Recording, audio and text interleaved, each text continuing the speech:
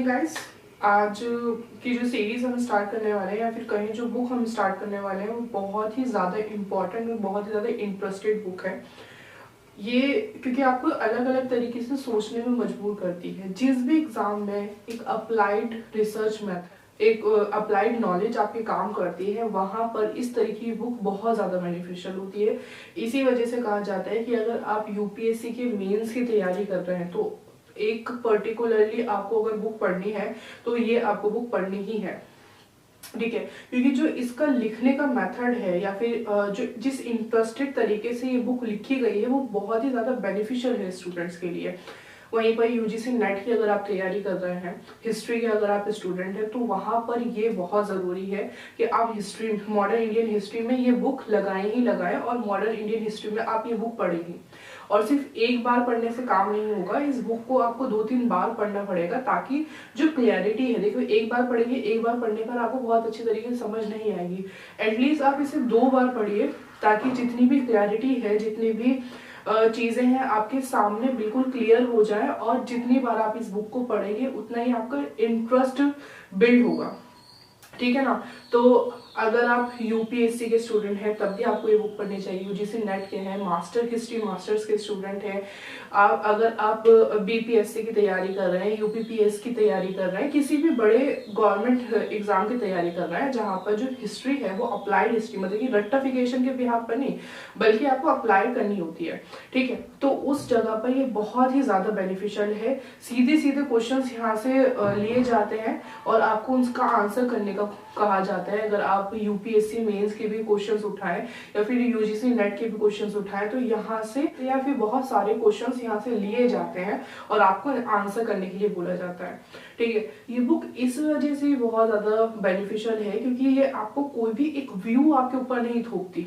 ठीक है। कोई एक पर्टिकुलर जैसे मार्क्सिस्ट व्यू है, ठीक है, तो कोई आपको वो व्यू आपके माइंड में डालती नहीं है, बल्कि आपको अपना व्यू बनाने का मौका देती है। वो देख सकें जैसे कि 1857 की अगर हम बात करते हैं, ठीक है, डिफरेंट हिस्टोरियंस ने इसके बारे में अलग अलग अपने व्यूज दिए हैं, ठीक है। लेकिन आपका व्यू तब तक नहीं बन सकता जब तक आप बाकी सारी चीजों को बिना मतलब की पार्शियलिटी है या बिना किसी एक तरफ झुके हुए, जब तक आप सारे व्यूज को नहीं समझते, जब तक आप सारे तर्कों को, सभी फैक्ट्स को नहीं समझते, तब तक आपका एक पर्टिकुलर व्यू नहीं बनता। तो ये बुक आपको उस चीज के लिए बहुत ही ज्यादा हेल्प करती है कि आप एक अपना पर्टिकुलर व्यू बनाएं, ना कि जो ऑथर आपको कह रहा है या फिर कोई बुक एक पर्टिकुलर बुक कह रही है या फिर पर्टिकुलरली आपको पढ़ाया जा रहा है वो आपका व्यू हो। ऐसा नहीं होना चाहिए। और यही जो एक बड़े कॉम्पिटेटिव एग्जाम होते हैं वही डिमांड करते हैं कि आपका पर्टिकुलर व्यू क्या है, आपकी डीप अंडरस्टैंडिंग कहाँ तक है, आप कहाँ तक इस चीज को समझ पाते हैं।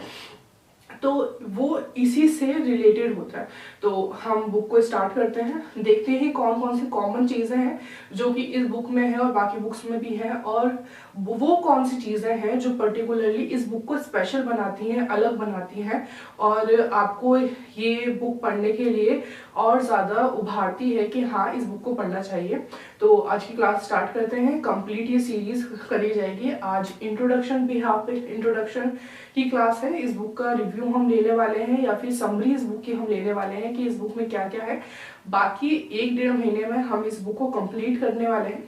सो टेलीग्राम का मैं लिंक दे दूंगी।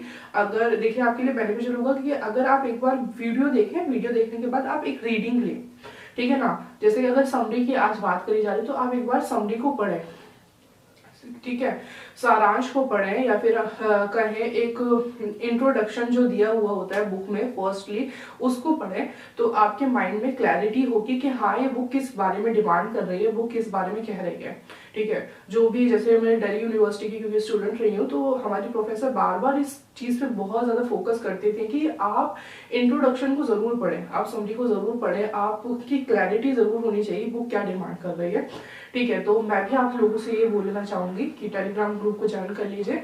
मैं कुछ दिन में वहां पर जो इसका पीडीएफ है वो अपलोड कर दूंगी और आप एक बार हर क्लास के बाद उस चैप्टर को जरूर पढ़ें, 1-2 बार पढ़ें तो आपकी क्लैरिटी बिल्कुल, तो आपको जो आपका थॉट है, थॉट प्रोसेस है या फिर आपकी जो चीजें हैं वो बिल्कुल क्लियर हो जाएंगी। सो आज की क्लास को शुरू करते हैं।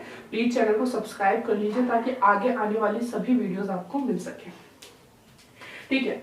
तो इंट्रोडक्शन में प्लासी टू पार्टीशन जिस तरीके से बुक है शेखर बंदोपाध्याय की, इंट्रोडक्शन की अगर बात करें तो जो बुक शुरू होती है वो पॉलिटिकल ट्रांसफॉर्मेशन से शुरू होती है। पॉलिटिकल ट्रांसफॉर्मेशन आपको पता है मॉडर्न इंडियन हिस्ट्री जब कही जाती है तो वो कहाँ से, कि जो मुगल्स का जब डिक्लाइन होता है, ठीक है, और मुगल्स के डिक्लाइन के बाद जो अलग अलग क्षेत्रीय ताकत है या फिर रीजनल जो स्टेट्स हैं वो उभर कर आ है, उसी के साथ जो ब्रिटिश एम्पायर है वो किस तरीके से स्टैब्लिश होता है, किस तरीके से जो अलग अलग कंपनीज हैं। इस बुक में वैसे डिफरेंट जो अलग अलग कंपनीज के बारे में नहीं दिया हुआ है, तो अलग अलग कंपनीज के बारे में नहीं दिया हुआ है, इसमें ब्रिटिश एम्पायर के बाद उसके थॉट प्रोसेस के बारे में ज़्यादा दिया हुआ है।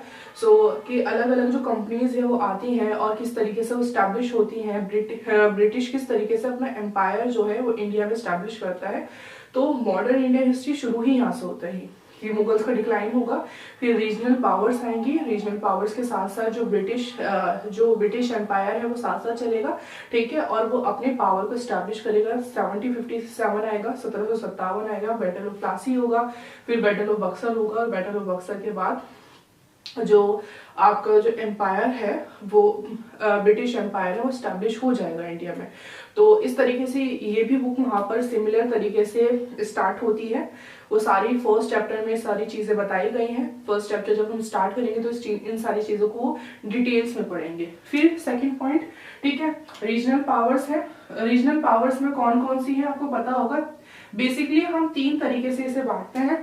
फर्स्ट, सक्सेसर स्टेट्स यानी कि उत्तराधिकारी राज्य जो हैं, जो स्वयं में स्वतंत्र तो हो गए थे, ठीक है ना, वो आजाद हो गए थे, लेकिन उन बेसिकली जो उनका पॉलिटिकल स्ट्रक्चर चल रहा था वो वही था जो कि मुगल्स के टाइम पीरियड में था, ठीक है। दूसरा कौन सा था, वॉरियर स्टेट्स थे, ठीक है ना, जो टाइम टू टाइम लड़ते रहते थे अपनी स्वतंत्रता के लिए, अपनी आज़ादी के लिए, जैसे कि मराठा थे, ठीक है। और थर्ड जो था एक इंडिपेंडेंट स्टेट्स जो थे, जो आज़ाद थे एक तरीके से, जैसे कि आपका मैसूर हो गया, ठीक है ना। तो इन सारी चीजों को भी हम फर्स्ट चैप्टर में डिटेल में पढ़ेंगे, सक्सेसर स्टेट्स के बारे में। फिर नेचर ऑफ ब्रिटिश एम्पायर, देखिए ये तो कॉमन चीजें थी।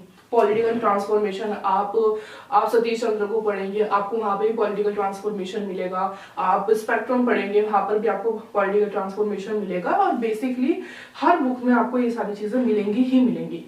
लेकिन डिफरेंट क्या है, क्या इस बुक में अलग है, वो अब हम देख लेते हैं। अगर हम देखें तो नेचर ऑफ ब्रिटिश इंपीरियलिज्म, ठीक है ना, कि जो ब्रिटिश साम्राज्यवाद है उसका स्वरूप क्या था, वो उसका जो नेचर था वो क्या था, क्या उनकी मेंटालिटी थी, कौन सी उनकी विचारधारा थी। ये बुक इस बारे में बहुत डिटेल में आपके साथ डिस्कस करती है, जो कि आपको स्पेक्ट्रम में भी नहीं मिलेगा, आपको सतीश चंद्र में भी नहीं मिलेगा, कॉमनली आपको बुक्स में नहीं मिलेगा। जो नेचर ये आपके साथ डिस्कस करेगी, ठीक है ना। तो ये बहुत इंपॉर्टेंट है। फिर उसके बाद ये बताती है कि किस तरीके से इकोनॉमी में ब्रिटिश जो एम्पायर है वो इन्वॉल्व हो जाता है। इन्वॉल्व होने के बाद वो अपना इम्पैक्ट किस तरीके से डालता है, इंडियन इकोनॉमी में किस तरीके से इम्पैक्ट पड़ता है। फिर जो उसका इम्पैक्ट पड़ता है तो किस तरीके से जो इंडियंस हैं वो रिवॉल्ट करते हैं, या फिर जो इंडियंस हैं वो विद्रोह करते हैं, और आखिर में और अंत में एंड में जो सबसे बड़ा जो रिवॉल्ट होता है वो 1857 का होता है। फिर 1857 के नेचर के बारे में ये बुक बात करती है कि उसका नेचर क्या है, ठीक है। अब आगे बात करते हैं। फिर कल्चरल ट्रांसफॉर्मेशन किस तरीके से होता है, रिफॉर्म्स किस तरीके से होता है, ठीक है ना, कि ब्रिटिश आ रहे हैं, ठीक है, ब्रिटिश एम्पायर आ रहा है, ओरिएंटलिज्म आएगा, ठीक है ना, तो वो विचारधारा आएगी। तो ये कल्चरल ट्रांसफॉर्मेशन की भी बात करता है, और उसी के साथ सोशल रिफॉर्म्स, कि जब कल्चरल ट्रांसफॉर्मेशन आता है और तो उसी के साथ सोशल रिफॉर्म्स भी आते हैं। तो कि जो सुधारक है, सामाजिक सुधारक है, वो इस बात की बात करते हैं कि हमें अपने समाज में सुधार लाना चाहिए, ताकि जिस तरीके से, क्योंकि देखिए जो ब्रिटिश थे या फिर है ना ब्रिटिश एम्पायर था, वो किस बात के लिए क्लेम कर रहा था कि हम किस तरीके से आप पर शासन कर सकते हैं। वो क्लेम ही इस बात पर कर रहा था कि आपके जो समाज है, आपकी जो सोसाइटी है उसमें इतनी ज्यादा कमियां हैं, प्रॉब्लम्स है, और हम समाज को सुधारने के लिए आए हैं, हम आपका भला करने के लिए आए हैं कि मतलब कि हमारा एक कर्तव्य है, हमारी रिस्पॉन्सिबिलिटी है कि हम आपकी जो सोसाइटी में रिफॉर्म लेकर आए, हम आपकी सोसाइटी में सुधार लेकर आए। जबकि वो ऐसा कुछ लेकर नहीं आए थे, लेकिन वो हमेशा इस बात का क्लेम करते थे ताकि वो एक लंबे टाइम तक अपना शासन कर सके, और यही चीज वो कर रहे थे। न्याय का शासन कहने के लिए वो बार बार ये क्लेम करते थे कि न्याय का शासन है, न्याय का शासन है, लेकिन कब तक था न्याय का शासन, ठीक है ना। वहीं पर ब्लैक हाउस और व्हाइट हाउस का आप डिस्ट्रीब्यूशन कर रहे हो, फिर न्याय शासन की बात कर रहे हो। तो जो इंटेलेक्चुअल थे, जो इंडियन नेशनलिस्ट थे या फिर इंडियन इंटेलेक्चुअल्स थे, वो इस बात को अच्छे तरीके से समझ चुके थे। इस वजह से वो बार बार ये बात कहते थे कि समाज सुधार होने चाहिए, ठीक है। तो कल्चरल ट्रांसफॉर्मेशन जब आएगा तो उसी के साथ समाज सुधार भी आएगा, ठीक है, सोशल रिफॉर्म्स भी आएंगे। फिर एक जो मॉडर्न नेशनलिज्म है, वो ये जो बुक है मॉडर्न नेशनलिज्म की जो बात करती है वो बहुत ज्यादा इंपॉर्टेंट है, ठीक है ना। कि इतने ज्यादा जो मतलब कि एक तरीके से कहा जाए कि जो वर्चस्ववाद था, ठीक है ना, इतना जो ब्रिटिश अपना वर्चस्व दिखा रहा था, एक साम्राज्यवाद होने के बावजूद, इंपीरियलिज्म होने के बावजूद, किस तरीके से जो इंडियन नेशनलिज्म जो है, जो इंडियन नेशनलिज्म किस तरीके से उभर कर आपके सामने आता है, जो विचारधारा है वो किस तरीके से उभर के सामने आती है, किस तरीके से जो गांधी की गांधीयन व्यूज के जो अंडर में फिर किस तरीके से जो एक इतना बड़ा जो आंदोलन खड़ा होता है। इससे पहले आंदोलन नहीं हुए, बहुत सारे आंदोलन हुए, लेकिन गांधी का आंदोलन इस वजह से इम्पोर्टेंट कहा जाता है क्योंकि जो अलग अलग लोग थे, ठीक है ना, अलग अलग तबके के लोग थे, अलग अलग जाति के लोग थे, अलग अलग रिलीजन के लोग थे, मतलब कि बहुत जो एक तरीके से जो कंप्लीट इंडिया था उसका एक बहुत बड़ा भाग अब आंदोलन में उतरने लगा था। अब उन्हें स्वतंत्रता का मतलब समझ आने लगा था। इस वजह से जो गांधी का जो मतलब इसी वजह से जो गांधी जी की जो भूमिका है वो बहुत ज्यादा इंपॉर्टेंट हो जाती है। कांग्रेस इंपॉर्टेंट है, कांग्रेस आ जाती है। फिर diversity with in unity, diversity with in unity, ठीक है ना, कि विभिन्नता में एकता। ये बुक जो बात करती है वो बात करती है कि एक था मेन स्ट्रीम नेशनलिज्म, ठीक है ना,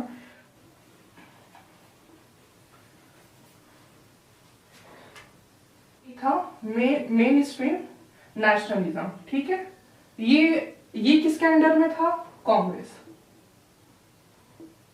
मेन स्ट्रीम नेशनलिज्म जो था वो कांग्रेस इसका प्रतिनिधित्व कर रहा था। लेकिन शेखर बंदोपाध्याय बात करते हैं, वो कहते हैं कि सिर्फ मेन स्ट्रीम नेशनलिज्म थोड़ी ना था, सिर्फ यही भारत में एक ऐसा नहीं था ना कि जो कांग्रेस की ही विचारधारा है वो संपूर्ण भारत की विचारधारा है, पूरे भारत की वही विचारधारा है, ऐसा नहीं था। इसके अलावा भी तो बहुत सारे थे। जो वुमेन्स है, क्या उनके लिए स्वतंत्रता का मतलब था? क्या वुमेन्स के लिए भी जो स्वतंत्रता का मतलब था वो मेन स्ट्रीम कांग्रेस के लिए, मेन स्ट्रीम नेशनलिज्म के लिए स्वतंत्रता का मतलब था? नहीं। जो SC ST थे, ठीक है ना, या फिर आप कहें जो शूद्र थे या फिर गैर ब्राह्मण जो थे, है ना, जो गैर ब्राह्मण थे, क्योंकि आप देखेंगे जब आप कांग्रेस का नेचर पढ़ेंगे तो आपको पता होगा कि जो स्टार्टिंग में जो कांग्रेस थी उसमें कौन था? उसमें बेसिकली या तो एलीट क्लास जो था, तो जो गैर ब्राह्मण था उसके लिए जो था वो अलग था, अल्पसंख्यक जो थे, ठीक है ना, जो माइनॉरिटी थी, माइनॉरिटी जिसके लिए जो शेखर बंदोपाध्याय मुस्लिम का नाम भी इस्तेमाल करते हैं, मतलब कि मुस्लिम वर्ड लिखते हैं कि जो मुस्लिम की विचारधारा थी या फिर मुस्लिम के लिए जो मतलब स्वतंत्रता का मतलब था वो अलग था, ठीक है ना। फिर जो किसान थे या मजदूर थे उनके लिए अलग था। अब इनके लिए, गैर ब्राह्मण के लिए क्या था? नागरिकता का सवाल था। क्यों BR अम्बेडकर इतने ज्यादा इस चीज पर अडिग रहे, ठीक है ना, वो क्यों? क्योंकि जो BR अम्बेडकर की स्वतंत्रता की परिभाषा थी, उनकी जो डेफिनेशन थी वो कांग्रेस से अलग थी। वो मेन स्ट्रीम जो नेशनलिज्म था, जिसका प्रतिनिधित्व भी कांग्रेस कर रहा था, वो अलग था, ठीक है ना। फिर उसके बाद वुमेन्स की जो थी वो बात कर रही थी डिग्निटी की, कि भाई हमें डिग्निटी मिलनी चाहिए, नहीं मिलनी चाहिए। किसान और मजदूर बात कर रहे थे न्याय की, कि भाई हमें न्याय मिलना चाहिए। तो ये इन सब के लिए जो इन सब का जो मोटिव था, मतलब कि सब एक अंडर में आए हुए थे, तो रहता आजादी के लिए ही लड़ाई, लेकिन सबके लिए जो आजादी के मायने थे, सब एक अलग अलग डिमांड कर रहे थे। सबके लिए ऐसा नहीं है कि सबके लिए जो आजादी का मतलब है वो एक ही था। सिर्फ आप कांग्रेस के अंदर देखिए, एक्सट्रीमिस्ट थे और लिबरल्स थे, दोनों के लिए जो आजादी है, आजादी का मतलब बहुत अलग था। जब आप इसे डिटेल में पढ़ेंगे तो आप डिफरेंशिएट समझेंगे। वो एक परिभाषित की गई एक बहुत लंबे टाइम तक के बाद, सेम तो पहले से नहीं थी, ठीक है। तो इस तरीके से जो डेफिनेशन है, ये बीडी जो प्लाजिंग टू पार्टीशन ये बुक है, वो ये बात करती है कि मेन स्ट्रीम नेशनलिज्म और बाकियों का जो अलग अलग आवाज थी, ऐसा नहीं है, वो ऐसा नहीं है कि जब सभी की जो आवाज है वो एक ही आवाज थी, नहीं। हर तबके की, हर मतलब की हर ग्रुप की जो आवाज थी वो एक अलग अलग आवाज थी, लेकिन सब बात आजादी की कर रहे थे, ठीक है। उनका व्यू आजादी को लेकर कुछ भी हो, वो बात आजादी ही कर रहे थे, ठीक है। तो अब बात करते हैं it's focus more on Indian people की। ये जो किताब है ये सबसे ज्यादा इस वजह से ये मतलब कि इसका बहुत ज्यादा स्पेशल पॉइंट या फिर बहुत ज्यादा इंपॉर्टेंट पॉइंट यही है कि सबसे ज्यादा बात करती है जो भारत के लोग थे, ठीक है ना, कि इस इंडियन पीपल जो थे उनके बारे में सबसे ज्यादा बात करती है कि उनका कल्चर क्या था, कल्चर ट्रांसफॉर्मेशन क्या, किस तरीके से हुआ, किस तरीके से उन्होंने अपने समाज सुधार करे, किस तरीके से जो आंदोलन था वो आंदोलन हुआ, ठीक है ना। तो ये कि जो जिन लोगों पर शासन किया गया उनके बारे में बहुत ज्यादा बात करती है, बनिस्बत इसके कि जिन लोगों ने शासन किया। इंट्रोडक्शन ही जो बीडी चंद्रोपाध्याय है वो इस बात से शुरू करते हैं कि जो ये बुक जो है वो ज्यादा फोकस करती है उन लोगों पर जिन पर शासन किया गया, rather देन उन लोगों पर जिन्होंने शासन किया, ठीक है। उनकी विचारधारा और उनकी किस तरीके से, किस मेंटालिटी के बिहार पर उन्होंने भारत में शासन स्थापित किया, उस चीज की तो बात की ही जाती है, लेकिन उससे ज्यादा बात की जाती है जो भारतीय हैं, भारतीय लोगों की, उनकी विचारधारा की, उनकी संस्कृति की, उनके व्यूज की, उनके विद्रोह के पीछे जुड़े हुए कारणों की और आजादी के बाद उनके मांगों की। तो ये इस बुक का बहुत स्पेशल पॉइंट है कि जिस तरीके से बाकी जो बुक है वो बहुत ज्यादा फोकस करती है जो ब्रिटिशर्स पर फोकस करती है, ब्रिटिश एम्पायर में बहुत ज्यादा फोकस करती है, ये बुक इंडियन पीपल में बहुत ज्यादा फोकस करती है, उनके थॉट प्रोसेस पे बहुत ज्यादा फोकस करती है। तो इसी तरीके से आज का लेक्चर हम यहीं पर समाप्त करते हैं। हमारी वीडियो से जुड़े रहें, चैनल को प्लीज सब्सक्राइब कर लीजिए, और अगर आपको ये सीरीज कंटिन्यू करवानी है तो प्लीज मुझे कमेंट सेक्शन में बताइए, और वीडियो को लाइक करना, शेयर करना ना भूलिए। धन्यवाद।